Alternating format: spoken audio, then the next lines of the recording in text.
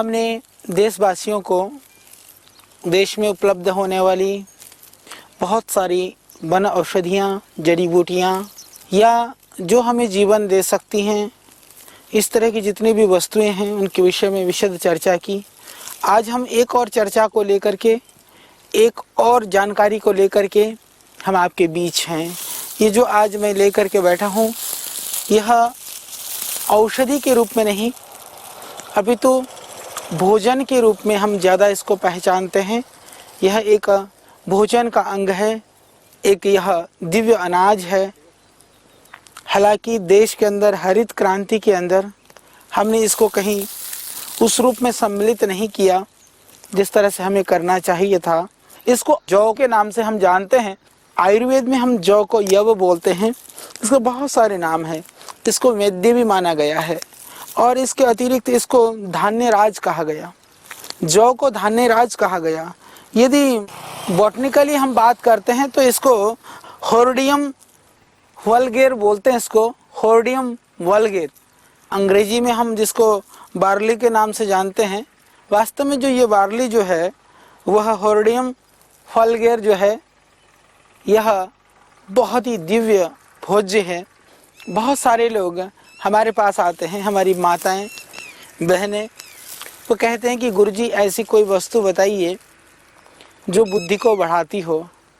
वास्तव में मैं एक बात कहना चाहता हूँ, वैसे जो बादाम है या अखरोट है, इसको बुद्धिवर्धन के रूप में आयुर्वेद में वर्णन है, वो बुद्धिकारक माना गया है। यदि हम वनौषधियों की बात करें तो बहुत सारी वनौषधियाँ भी ऐसी हैं जो बुद्धि को बढ़ाती हैं। हालांकि बुद्धि को बढ़ाने के लिए हमने एक दिव्य मेधावटी हमारे यहाँ बनती है। मेधावटी भी बहुत अच्छी है। दिव्य जो अमृत रसायन है वह भी बहुत ही कारगर है, या च्यवनप्राश आदि भी सहयोगी बन सकता है। परंतु यदि इकलौती कोई ऐसे अनाज की यदि हम बात करें तो निश्चित रूप से मैं ये कह सकता हूँ कि यदि बुद्धि बढ़ाने का कोई अनाज है तो वह यह जौ, यह जो यव है, यह बुद्धिवर्धक अनाज के रूप में हम इसका सेवन कर सकते हैं। किसी भी रोगी के लिए, किसी भी रोग के लिए बहुत ही निरापद यदि कोई अनाज है तो वह वास्तव में यव है। आज जौ को जितना प्रचारित किया जाना था, जितना इसको स्थान मिलना चाहिए था, आज वो नहीं मिल पाया है। निश्चित रूप से इसके गुणों को यदि हम जानते, यदि हम इसके गुणों को पहचानते, जितना परिश्रम गेहूं को उगाने के लिए करना पड़ता है उससे कम परिश्रम में यह पौधा उग जाता है आराम से। लोग भी उस जगह पर जौ को लगाते हैं जहाँ गेहूं कम होता है, जहाँ पानी कम है, जहाँ भूमि बंजर या पथरीली है, वहाँ जौ को लगाते हैं। परंतु जौ अत्यंत गुणकारी, अत्यंत लाभकारी अनाज है और इसीलिए इसको आयुर्वेद में एक औषधि के रूप में भी कहा गया और बुद्धिवर्धक अनाज के रूप में जौ को माना गया। वैसे तो आज बुद्धि की आवश्यकता पहले की अपेक्षा ज़्यादा, बुद्धि की तो हमेशा ही आवश्यकता रही है, पर आज कुछ ज़्यादा ही उसकी आवश्यकता बढ़ी हुई है। जब बुद्धि की बात आई तो मैं एक बात कहना चाहता हूँ कि यदि अनाज के रूप में कोई ऐसा द्रव्य है जिसको हम सेवन करके बुद्धि बढ़ा सकते हैं तो निर्विवाद रूप से यह यव है, यह जौ है। शायद मुझे ऐसा भी प्रतीत होता है क्योंकि बिहार प्रांत वैसे आर्थिक रूप से विपन्न जरूर हो पर बुद्धि के रूप में सबसे अग्रणी है। ये एक रिसर्च का विषय हो सकता है क्योंकि जो बिहार है, झारखंड है, वहाँ पर सत्तू का सेवन बहुत किया जाता है। तो सत्तू के रूप में जिन अनाजों का सेवन किया जाता है उसमें जौ मुख्य है। द्वितीय अनाज के रूप में हम चना को ले सकते हैं। काला चना और जौ का बना हुआ जो सत्तू जो है वह बहुत पिया जाता है। तो जौ बहुत शीतल है, बहुत पौष्टिक भी है। शीतल होने की वजह से यह शरीर की उष्णता को ख़त्म करता है। अतिरिक्त जो एक्सेस बढ़ा हुआ पित्त है उसको यह शांत करता है। तो पित्त के शमन के लिए, बुद्धि की अभिवृद्धि के लिए और खांसी के लिए भी, यदि और कुछ भी नहीं, यदि इस जौ को जला करके, इसके राख को जला करके, इसके राख को पाउडर करके आप रख लें, राख को छान करके रख लें, यदि 1-1 ग्राम राख सुबह शाम शहद से चिटा दिया जाए, खांसी के लिए, कफ के लिए, बलगम के लिए बहुत ही अचूक औषधि है। इसका राख सिंपल जैसे जौ है, जौ यदि ये पंचांग मिल जाए तो पूरा उखाड़ करके इसको आप जला करके राख बना करके रख सकते हैं। ना मिले तो जो घर में जौ है उसको भी आप आग में जला दीजिए, आराम से जल जाता है। जलने के बाद में उसको पाउडर करके रखिए। यदि 1-1 ग्राम उस राख को आप पानी से सेवन करते हैं तो भी आप देखेंगे कि आपका पेशाब खुल करके होने लगेगा। किडनी के लिए अच्छा है और आपके पथरी के लिए भी बहुत लाभकारी है।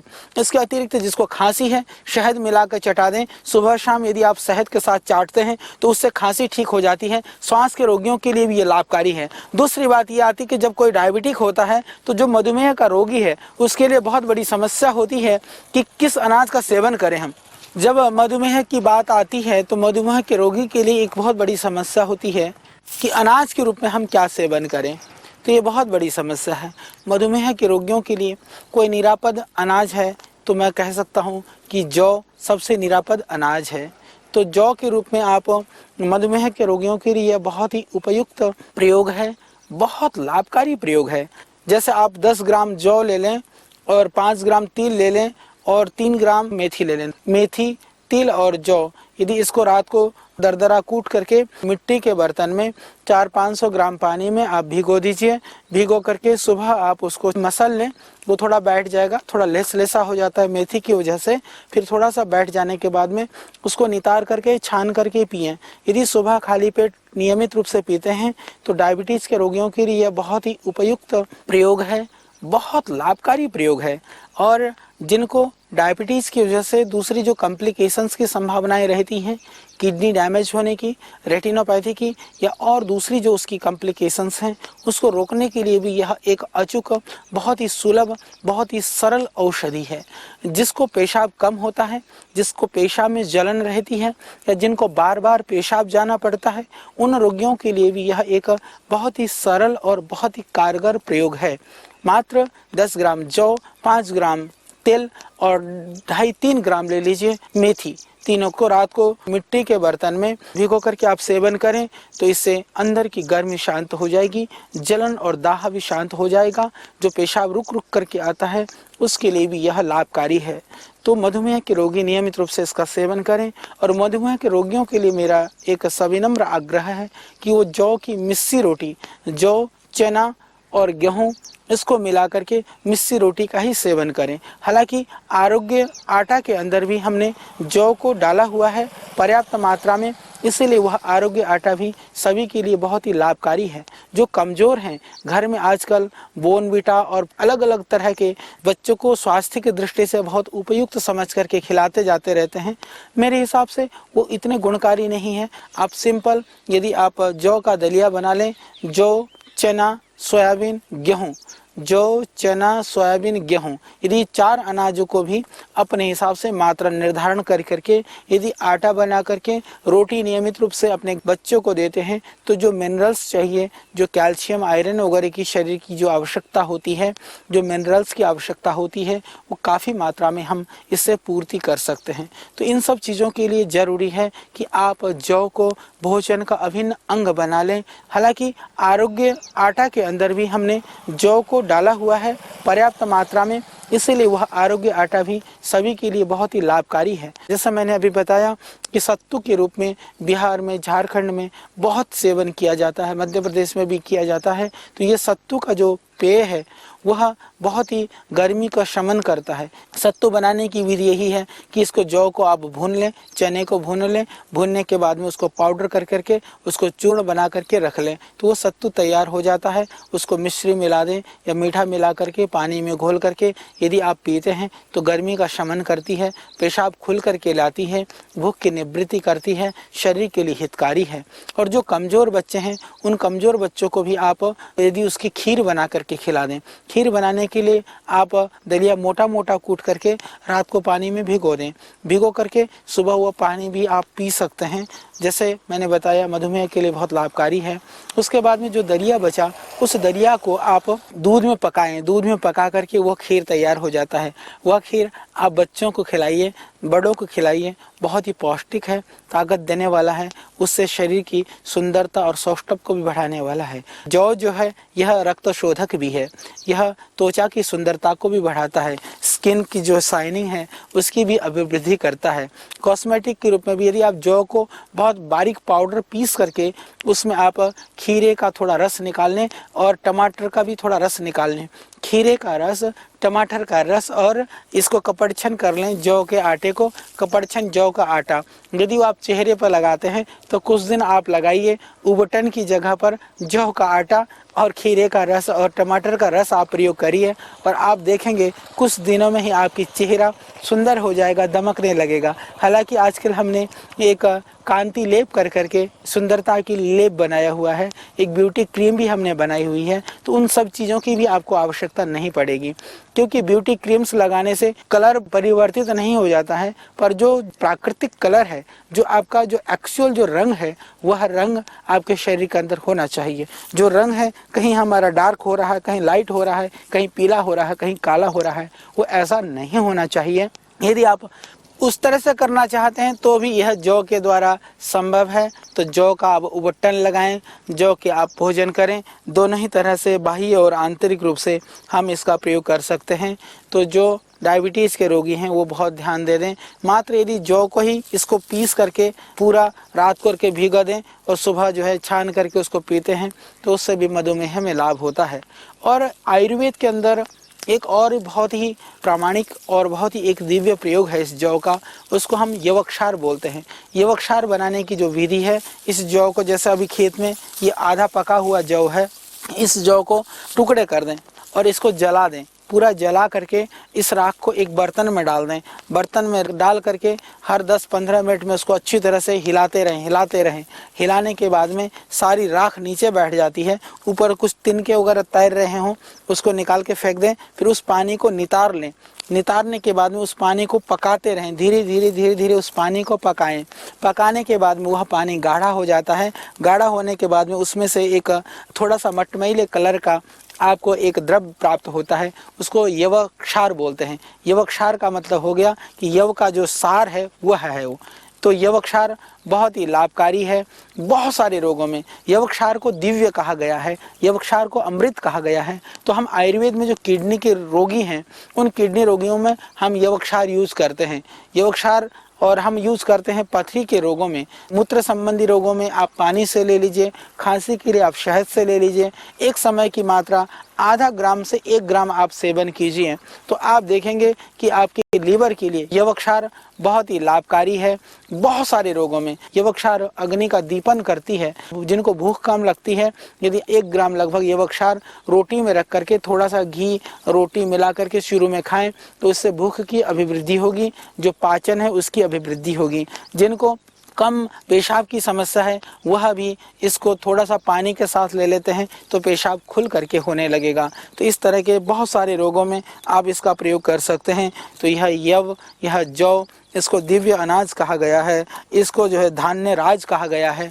हवन करते हैं तो आपने देखा होगा हमारे पंडित लोग यव और तिल को बहुत ही पवित्र अनाज में इसकी गणना शास्त्रों में बताई गई है। इसके पीछे यही हेतु है कि यह बहुत ही गुणकारी है, बहुत ही लाभकारी है। यदि इसको अग्नि में हवन भी हम करते हैं तो इससे बहुत सारे बैक्टीरिया और वायरस को, ये बाहर की बैक्टीरिया को समाप्त करती है। तो इसी तरह से यदि हम इसका सेवन करते हैं तो इस देहगत जो बैक्टीरिया है, वायरस है, उसका भी वह जो है समन करती है। इसीलिए ज़रूरी है कि यह इसका आप सेवन करें। और गर्मी के लिए यह बहुत ही मुरीद और बहुत ही अच्छी चीज़ है। तो आप गर्मी के रोगों के लिए भी इसका सेवन कर सकते हैं। शरीर के अंदर बढ़ती हुई जो टॉक्सिन्स हैं उन टॉक्सिन्स को निकालने के लिए भी जौ बहुत ही कारगर है। तो उसको नियमित रूप से यदि आप जौ का सेवन करते हैं तो शरीर के अंदर जो विजातीय तत्व इकट्ठे हो रहे हैं उन तत्वों को भी हम ख़त्म कर सकते हैं। यवक्षार बहुत ही लाभकारी है बहुत सारे रोगों में। और आज की बढ़ती हुई जो प्रदूषण है, आज की बढ़ती हुई जो समस्या है, आज जो है जहरीला होता हुआ जो खाद्यान्न है, साग सब्जियां हैं, उसके लिए बहुत ज़रूरी है कि आप इस जौ का सेवन करें। जौ के लिए ज़रूरी है कि हम इसकी खेती की अभिवृद्धि करें, इसको बढ़ावा दें और जिससे कि लोगों को स्वास्थ्य मिल सके और बंजर भूमि में भी हम इसको उगा सकें, उसका उचित मूल्य मिल सके। यही प्रयत्न पतंजलि योगपीठ के द्वारा श्रद्धेय स्वामी जी के नेतृत्व में, श्रद्धेय स्वामी जी के सानिध्य में Patanjali food and herbal park के रूप में हमने प्रारंभ किया है। तो जिससे कि हम मिला जुला अनाज खाएं। हमारे भारतवर्ष के अंदर रोगों के शमन के लिए औषधियों पर कम निर्भरता थी, औषधियों की जगह पर ज़्यादा निर्भरता हम लोग भोजन पर रहते थे। संयमित जीवन, उचित भोजन, ऋतु अनुकूल भोजन। तो मिले जुले ये सब अनाज, जौ, गेहूँ, चना, बाजरा, मक्का, जितने भी जो अनाज हैं प्रकृति के द्वारा हमारे देश के लिए वरदान हैं। हम पुनः उन सभी तरह के अनाजों की सेवन की परंपरा को बढ़ाएं, उसका सेवन करें। अपने शरीर के लिए, अपने देह के लिए जिन मिनरल्स की ज़रूरत है, कैल्शियम की, आयरन की, विटामिन्स की, तो हम इन सब चीज़ों के लिए हम गोलियों पर निर्भर न हो, अपितु अनाज के द्वारा ही हम इन तत्व को, इन पोषक तत्वों को, इन मिनरल्स को अपने अंदर हम प्राप्त कर सकें। इसके लिए ज़रूरी है कि आप इस तरह के अनाज का सेवन करिए। आरोग्य आटा और आरोग्य दलिया के रूप में पतंजलि योगपीठ ने ये पहल किया है। आज हमें प्रसन्नता है कि देश के हजारों लोग उसका सेवन करके लाभ प्राप्त कर रहे हैं। तो हम किसानों की समृद्धि चाहते हैं। किसान को इस बात का पता नहीं है कि किस अनाज में क्या गुण है। किसान को तो यह पता है कि जिस अनाज में उसको थोड़ा मूल्य मिलेगा वह उसको उगाने का प्रयत्न करेगा। तो जो बंजर भूमि में कम लागत से, कम पानी में भी पैदा होने वाले जो गुणकारी अनाज हैं, उनको अनाज के रूप में नहीं, अभी तो हम जीवनदायी, दिव्य एक औषधि के रूप में, एक जीवन रक्षक, एक टॉनिक के रूप में यदि हम उसको प्रचारित करें, लोगों तक पहुंचाएं, तो निश्चित रूप से इससे लोगों का भला होगा, लोग स्वस्थ होंगे, देश समृद्धशाली होगा और किसानों को आर्थिक रूप से इससे संपन्नता मिलेगी। तो यह जो अनाज है, यह जो यव है, यह जो जौ है, यह जो धान्य राज है, इस राज को हम, इसको गुणों को समझें, इसको बढ़ाने के लिए हम लोग प्रयत्नशील हों, समाज के अंदर लोगों को इसके लिए हम प्रेरित करें, तो निश्चित रूप से विविध व्याधियों से, रोगों से हम बच सकें। इसके बहुत सारे अनंत गुण हैं इस यव के, इस जौ के। सामान्य रूप से जो हम प्रयोग कर सकते थे वह मैंने आपको जानकारी देने का प्रयत्न किया, वह मैंने आपको बताने का प्रयत्न किया। तो आप इसको जानें, समझें। देशवासियों से, हमारे प्रति प्रेम रखने वाले सभी भाई बहनों से ये ज़रूर कहूँगा कि आज से अपने भोजन में जिस तरह से आप गेहूं चावल को अपनाते हैं, इसी तरह से जौ को भी अपने भोजन का अंग बना लें, जिससे कि आप आने वाली बहुत सारी बीमारियों से बच सकें, घर को सुंदर खुशहाल रख सकें, रोग मुक्त रख सकें। देश रोग मुक्त विश्व बनाने का यह महाअभियान उचित आहार, ऋतु अनुकूल आहार और शरीर के प्रकृति अनुकूल आहार के द्वारा भी हम कर सकें। यह महाअभियान पतंजलि योगपीठ का, श्रद्धेय स्वामी रामदेव जी का। तो आज आपने जाना कि यह जौ मात्र एक अनाज नहीं है, अभी तो यह धान्य राज है। जो भी हम भक्षण करते हैं उनमें यह राजा है। और कोई बुद्धिवर्धक अनाज है तो यह जौ है। तो बच्चों की बुद्धि बढ़ाना चाहते हैं, बच्चों की हाइट बढ़ाना चाहते हैं, बच्चों की IQ लेवल आप अच्छा बनाना चाहते हैं, ज़रूर आप चाहते हैं, तो उसके लिए आप जौ का सेवन करिए। दलिया बना के खाइए, जौ की खीर बना करके खाइए, जौ की रोटी बना करके खाइए, जौ की सत्तू बना करके आप पीजिए और जौ को जला करके राख बना करके चाटने से भी आप बहुत रोगों से बचेंगे। और यदि क्षार बना करके सेवन किया तो निश्चित नए यौवन ही आपको प्राप्त हो जाएगी, क्योंकि वह बहुत ही धातु रोग और दूसरे प्रमेह और पड़दर का भी वो नाश करती है। तो हमने आपको प्रयत्न किया इस बात को बताने का कि यह बहुत ही लाभकारी है, गुणकारी है। तो कल फिर हम आपके बीच होंगे एक और गुणकारी, लाभकारी किसी नई जानकारी के साथ।